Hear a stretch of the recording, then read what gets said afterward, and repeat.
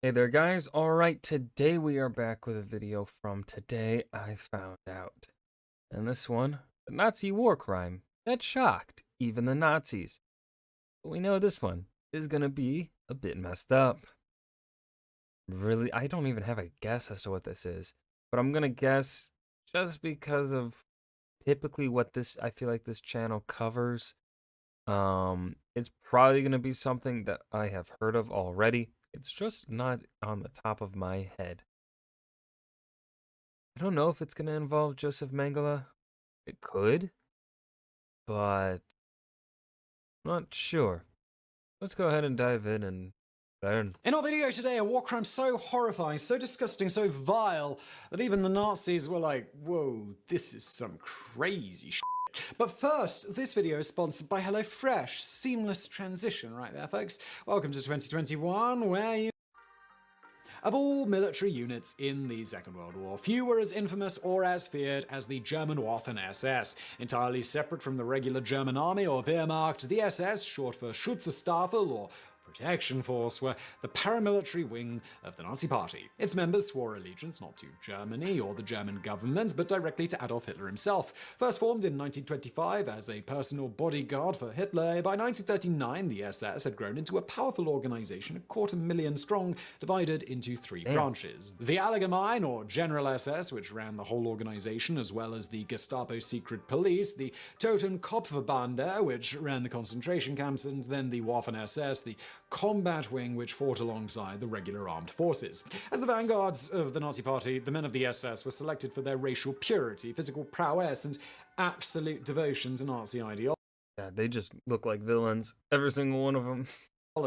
As Reichsfuhrer Heinrich Himmler, head of the SS, explained, one basic principle must be the absolute rule for the SS man. We must be decent, loyal, and comradely to members of our own blood, and to nobody else. What happens to a Russian or to a Czech doesn't interest me in the slightest. Recruits' family trees were rigorously scrutinized for even a single drop of Jewish blood, and in the early days, even a single tooth filling could disqualify a candidate from serving. Though as the war ground on and the SS grew increasingly desperate for men, its standards would relax substantially, with even Muslim volunteers from the Balkans being allowed into its ranks.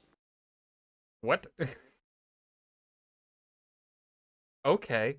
Wild. Alright. Wild loosening. That's. Huh. As soldiers, Waffen-SS troops underwent a brutal training regime to forge them into perfect warriors, tenacious, cunning, contemptuous of danger, and courageous to a fault. While this tenacity and zeal made the Waffen-SS a formidable fighting force, it often proved counterproductive, for instance, with their refusal to retreat in the face of battle, resulting in disproportionately high casualty rates. Their fanaticism also made them merciless towards their enemies, with Waffen-SS units committing countless atrocities against enemy prisoners and civilians over the course of the war, especially in Poland and the Soviet Union. One atrocity, committed in France in the summer of 1944, was so heinous 1944?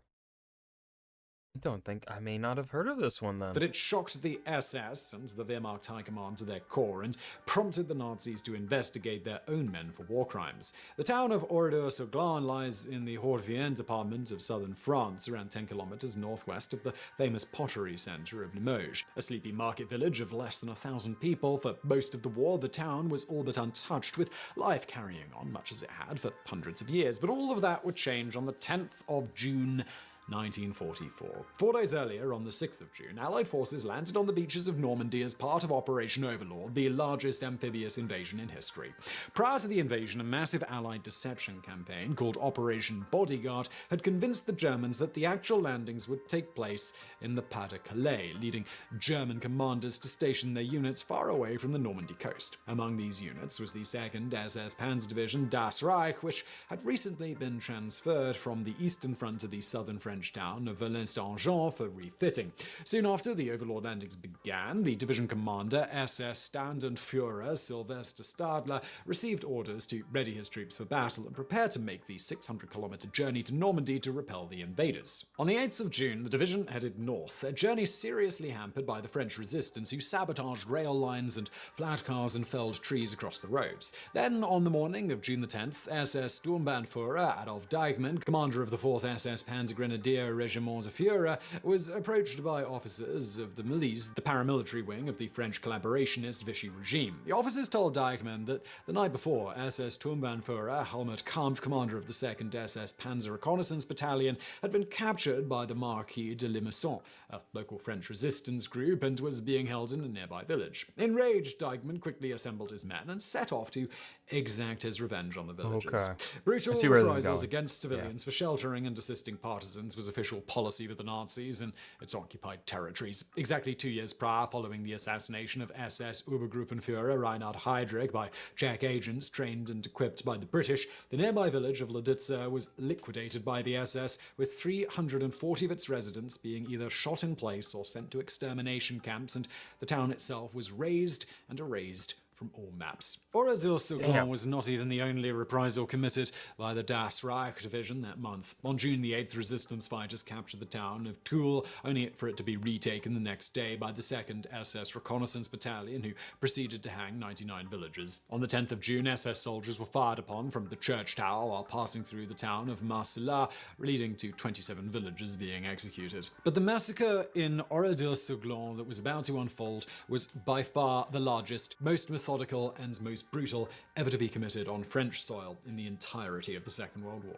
Nobody knows exactly why Adolf Deichmann chose Oradour-sur-Glane for liquidation, as it had never been a major center of resistance activity. The best explanation historians have been able to come up with is that Deichmann mistook it for the nearby village of Oradour-sur-Vèze, error that was to have horrific consequences. Whatever Deichmann's reasoning, by 2 p.m. the Der Führer battalion arrived in Oradour-sur-Glane and began setting up roadblocks on all roads leading into and out of the village, sealing its residents, and 6 outsiders who happened to be bicycling through inside.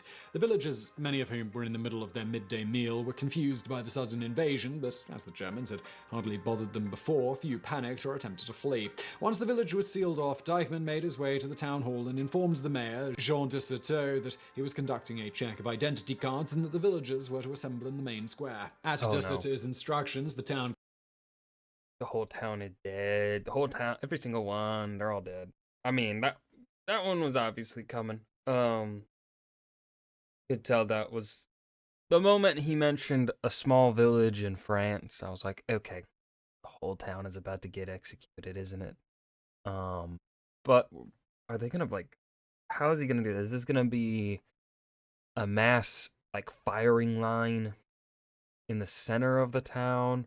Is he gonna put them all in the town hall and then burn the town hall? That's, I guess, let's find out. crier Jean de Pierrefiche set off around town with an SS trooper, beating his drum and calling for the villagers to follow Deichmann's orders. Nobody was exempted. The head teacher at the girls' school, André Benet, was dragged from her sickbed with a high fever and forced into the main square in a nightgown. Another man, Clément Broussardier, was dragged from the barber's chair in the middle of a haircut. When he tried to collect his bicycle, he was ominously informed he won't be needing it anymore. Despite Deichmann's claims, none of the villagers' identity cards were ever examined. Instead, once everyone was assembled in the square, Deichmann informed the villagers that he was conducting a search for resistance weapons caches. Deichmann then asked Mayor de Certeau to select 30 villagers to hold as hostages, who would then be traded for the captive Helmut Kampf. When de Certeau refused, telling Deichmann that he would have to choose himself, Deichmann ordered that the men be separated from the women and children and the latter be taken to the village church. The men were then divided into 6 groups. Okay, so the women and children are going to get burnt alive in a church, and the men are just going to get shot. And marched out to various sheds and barns scattered around the town. While most of the villagers cooperated with the Germans, a handful chose to flee as soon as they arrived. Among these was Marshal Broussard, who took a circuitous route out of the village to avoid being seen by the approaching troops. At one point, Broussard crossed paths with the mayor, who asked him where he was going.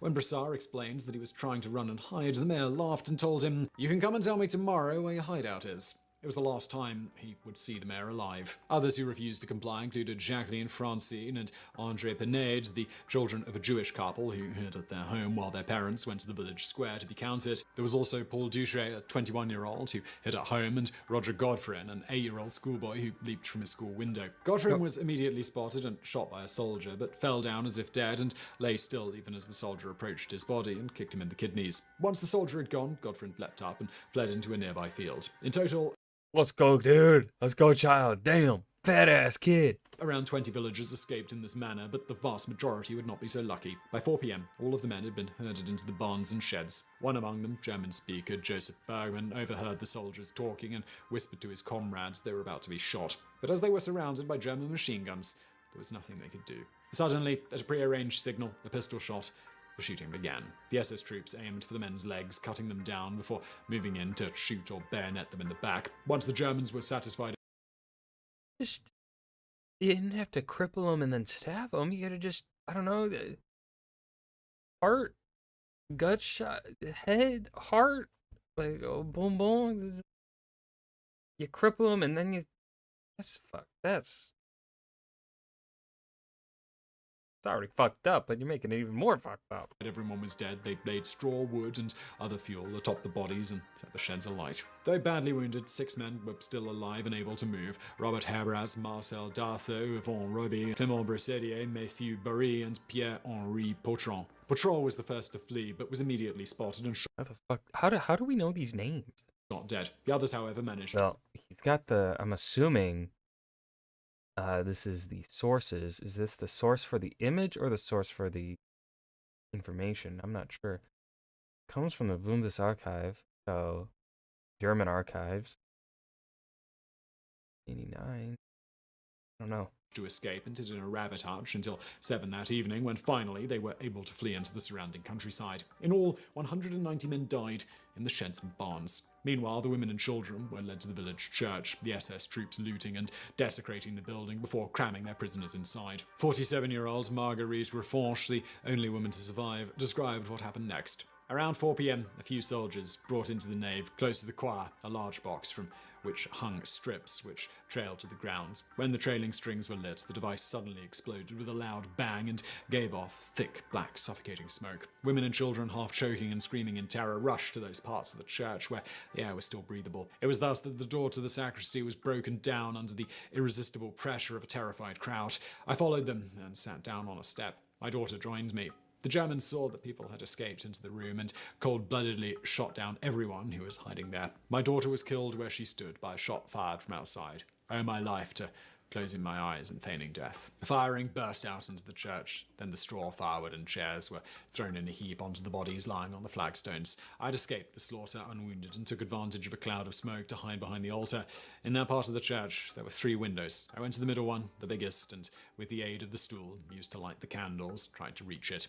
I don't know how, but my strength was multiplied. I heaved myself up to it as best I could and threw myself out of the opening that was offered to me by the already shattered window. I fell about 10 feet. When I looked up, I saw that I had been followed by a woman who was holding out her baby to me from the window. She fell down next to me, but the Germans, alerted by the child's cries, fired at us. The woman and the child were killed. I myself was wounded as I made my way to a nearby garden. I hid amongst some rows of peas and waited in terror for help to arrive. That was not until the following day, at about 5 p.m. In all, 248 women and 205 children perished in the burning church. Along with the men in the sheds, the total death toll was 642.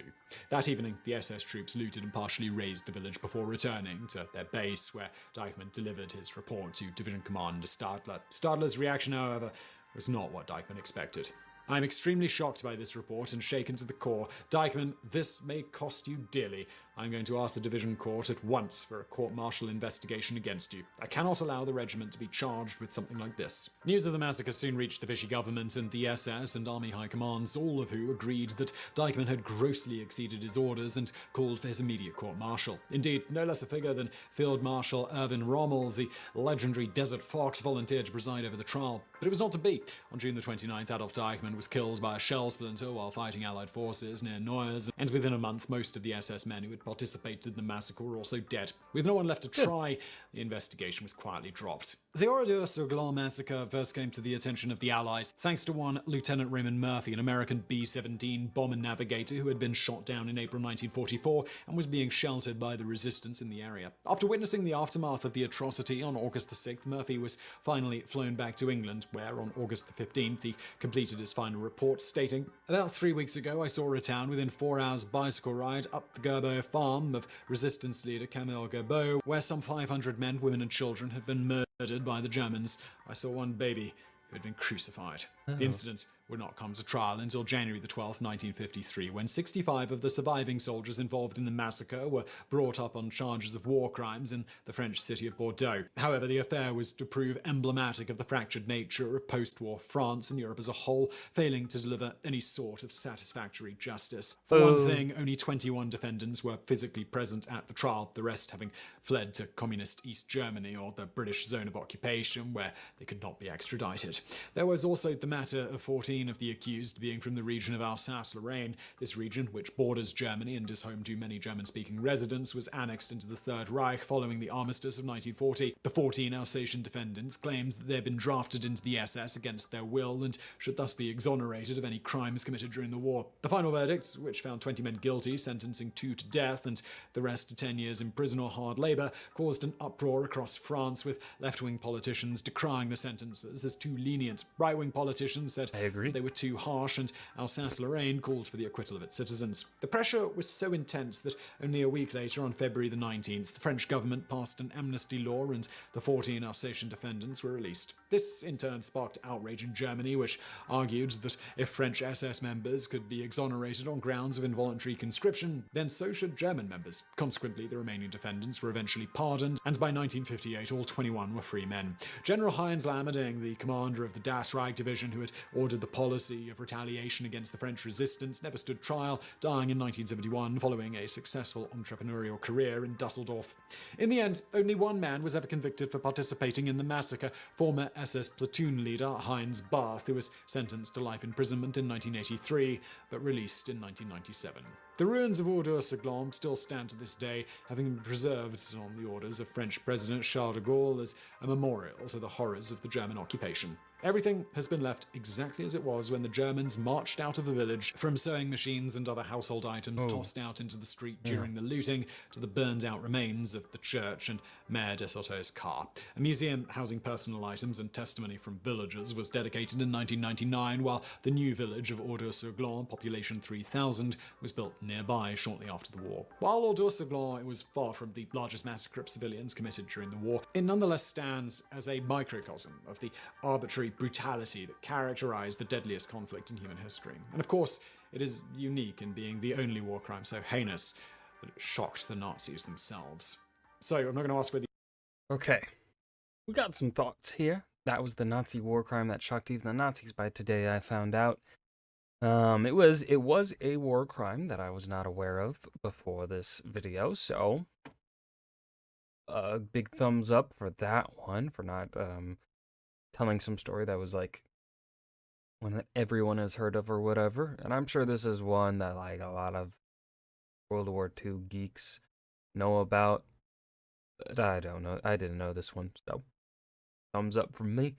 I think it was a bit too fast paced. I think it was especially the early chunk of the video. I'd say perhaps the first half or so of the video, or well, really the first 6 minutes or so of the video when he's listing all these names. It was pretty hard to follow, especially with the speed in which he was doing it. Definitely depressing and definitely not at all, not a satisfying end. They got away with their war crime, and that's annoying. Now in regards to the title, shocked even the Nazis, I think we can all agree that had this been done to a village, a village of Jews or Slavs, Poles in particular, well, really Slavs in general, that the Nazi high command really would not have batted an eye at it. I think this only shocked the Nazis because it was being done to the French, and the French were definitely, I think, the Nazi ideology definitely viewed the French as lesser, but not. I think they viewed the French as more equal than the Germans viewed like the Italians, right? Like Southern Europeans were pretty low on the Nazi racial hierarchy, from what I remember of it. Whereas the French were not too far below them actually. Um, but yeah, um, that was that video. Let me know your thoughts in the comment section below. I'd love if you join the join the Discord too. The other links are there. The link stuff, the YouTuber stuff. Anyways, make sure you hit subscribe, hit that like button. I'm butchering the ending here. Peace.